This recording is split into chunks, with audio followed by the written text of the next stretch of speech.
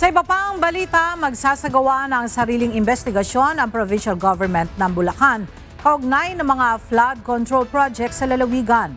Ayon kay Bulacan Governor Daniel Fernando, hihintayin lang muna niya ang mga naunang investigasyon bago sila magsagawa ng bukod na investigasyon sa lalawigan.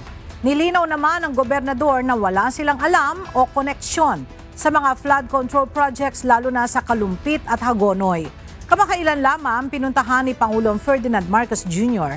ang flood control project sa Bulacan at natuklasang ito'y mga ghost project.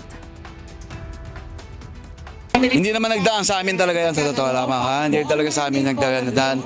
And even the courtesy call namin, hindi nagdaan sa amin, even the courtesy call nagdaan. Pero yung masasabi kong ghost project, sila nakakaalam nun eh. Hindi ko naman alam talaga yung mga ghost project nila.